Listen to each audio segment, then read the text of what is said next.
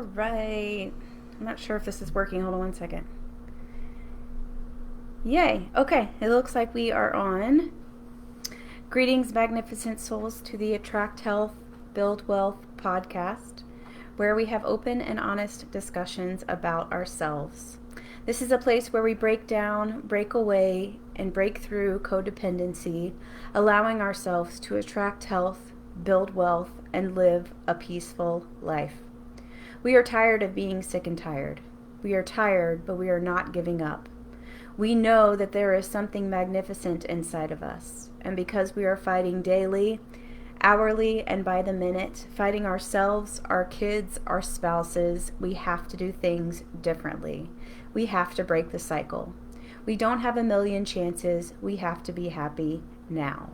We have to find a way. So how do we do that? How is that possible? If you look around at what society is telling you, they tell you that what we're doing is impossible. Yet it's happening every single day. And it's happening through the practice and the love that we call awakening the magnificent soul. We are all magnificent souls, and these are our stories of healing. Today in episode 48, the last installment of the Control series, some general thoughts today and a few updates as to what has been going on here with me and with Attract Health, Build Wealth lately, especially some free bonuses that I will touch on at the end. But before we get into the discussion, please let me know your thoughts about this episode, any feedback you have, or anything you would like me to cover on future podcasts at epiphanyvault.com. Remember, it is a safe place, and I would welcome the discussion. Actually, I think it now would probably be a good time. I think I'll share a nice note I got from Jill that she left in the Epiphany Vault. She says, "Thank you. I just started these podcasts, and my story mimics yours so much." Jill, oh my gosh, thank you for taking the time to write in.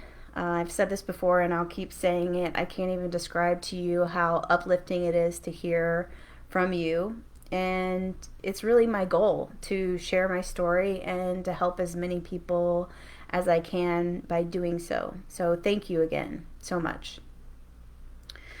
And so today's ramblings, I feel like this is maybe a little bit different of a format than it normally is, but let's see where it takes us. Because if I'm honest, my life has been messy lately. At least it's felt like that to me. Messy as in I feel unrest in my life. Messy as in my life is not as calm as it used to be. Messy as in the way that I earn money has changed and I'm having to adjust. Messy in I am feeling the effects of a hurting collective conscious and kind of an angry society right now, which I understand. Messy as in the negativity, which is everywhere. I feel like it's kind of seeping deeply into my pores. Messy as in I am forgetting my soul maintenance sometimes, and I think it shows. Messy as in I'm in physical pain. Messy as I've been feeling kind of unmotivated to do the things that inspire me and the things that I love, like this podcast. And messy as in social media, tuning it out, even though it kind of, social media is part of this business. So things have been changing in my life, and I just have not been able to control them. And yes, control. What's that? Control. It seems like a theme. It has been for the past 9 series entries here on the podcast, on and off. And if it seems like a theme, it sure is. And I've been feeling so unbalanced lately because I've been unable to control a lot of the different aspects of my life. And if you're feeling me, you know this is hard. If you're feeling me, you might be feeling kind of an oppressive weight as well, or you may not. But I just had a very simplistic but profound thought, and could it be that codependency is just about control? Codependency equals control. Could it be that simple? And if you saw my laundry list or you listened to my laundry list above, could all of those things in my life be so messy just because I wanted them to be different? Like as if I could control something like a pandemic. As if I can control the racial injustices that have been going on for centuries.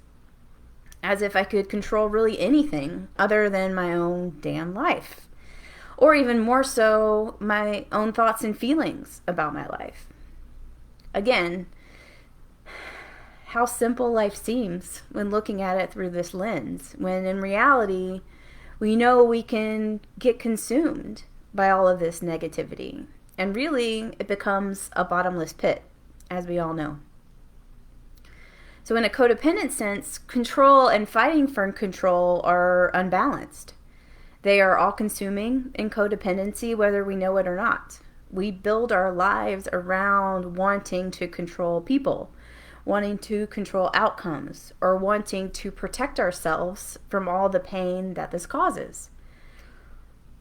So what hypothetically would happen if we released ourselves of this control, of anything other than ourselves? Freedom. Freaking freedom. What if we could reframe our lives, bust out of the codependent patterns, and live our lives in our own terms? Am I speaking the language? Yes.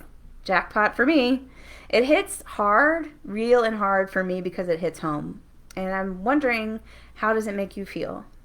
What if we used all of that energy and put it into building ourselves up, working on our inner strength, our self-love and self-care? Would we call this a win? I say yes. I say freaking yes. But so I wanted to touch on a few pointers here that I have that has helped me kind of reframe and repurpose this need for control and all of this messiness in my life. And I hope these help you as much as they do me. First, my recommendation is don't give up on your soul maintenance toolbox. This is crucial. And it's there for a reason. It's there to keep you balanced. Try to think of your soul maintenance toolbox as your soul food. Just like you need to eat for nourishment every day, your soul needs nourishment to stay balanced. When I lose or I don't have time or I forget my soul maintenance, especially for a few days in a row, it is not a good look, not a good thing. And it's never perfect. Sometimes I have to readjust how much time I spend doing each activity, but getting it in is super important. That's from what I found. And another great tip that's worked wonders for me is journaling. And when I'm journaling, I tend to reframe my thinking right then and there in my journaling. And then what I do is I turn it into my very own mantra. So, for example, I start the journal entry with whatever's getting me down, whatever is coming up at the present moment, and then I move to some reflections about it, why it might be occurring, how my thoughts and feelings might be structuring this reality that's getting me down. And this has just kind of been a natural occurrence of my journaling, and then I kind of turn those realizations into a mantra. So today, when I was journaling, today's mantra was love equals gratitude. Just an example. This doesn't have to be exactly the same for you. And this kind of thing, like I said, just happened and evolved for me over time. And I just noticed a pattern on how the structure of journaling and how it was helping me. But whether you do this method or not, I would still definitely recommend and encourage you to journal. It doesn't have to be perfect. It doesn't have to be well written. You don't have to be a quote unquote writer. These are limiting beliefs that I told myself. So maybe this is something that you're thinking as well. And here's the last one. But first, let me tell you in a little more detail how messy my life has been lately. My codependency has been flaring up a lot. It has been pushing me to a place of almost numbness again. And so many things have been coming up when I have been working on these flare-ups about myself and about perceptions about myself. My codependency is telling me I need to be perfect. My codependency is telling me that I need things to be just so, just right, even in this world that's changing like literally almost every day. My codependency is telling me that I'm not good enough to have a client practice and to teach people about codependency. My codependency is telling me that I'm not worthy to have a good life and make a lot of money. And look, I'm being really vulnerable right now, but I think I told you today was going to be a little different, but I want you to know that I don't have all the answers, but we are here and we're connecting for a reason, and I'm eternally grateful for that. So with that being said, I wanted to tell you what I'm doing to level up. And as some of you may know, my journey out of codependency was done alone for the most part. I scared myself into finding a way to get better or I was going to die. And that's what I talk about here, and that's what I want to teach. My goal ultimately is to create a client practice and offer up as many resources as I can that come from a place of learning and experience. So I made the biggest and scariest decision last week, and I made it for me. And this is the first time ever in my life that I'm spending thousands of dollars only on an investment for me. Not on material things, not on education that everyone around me says I should have, but this is for me. And what I realized is that I have gone a long way on my own. My journey has been hard, but like I said, it's been done alone. But now I'm ready to surround myself with support. So what I'm doing is I'm creating my team as we speak right now. I'm practicing what I preach. If I will be asking clients to invest in me as a codependency coach, I need to level up and do this for me as well. So I am knocking down all of my walls of unworthiness. So again, thank you for being here.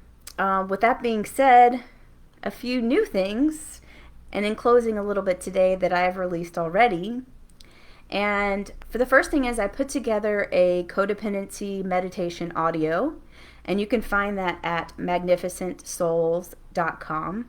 This is a really great addition to your soul maintenance toolbox, and it's free to my listeners, so hop on over there and pick it up if you feel the call to do so. The other great thing, and probably the most exciting thing, is that I've opened up client sessions with 2 payment options right now. I know this will 100% change as I work with my coach, but as of this broadcast today, I have an hourly rate and I have a pay what you can rate. So if you're feeling the call to speak with me, I would be happy to hold space with you. You can book at meetwithlily.com or go to the Attract Health Build Wealth website, and it's under Work With Me. And I'm just happy to be here with you, magnificent souls. It's been rough, but I feel the light. I feel like I am doing all the right things, and I'm hoping that you can feel that too. So we'll see you next time. Living and loving.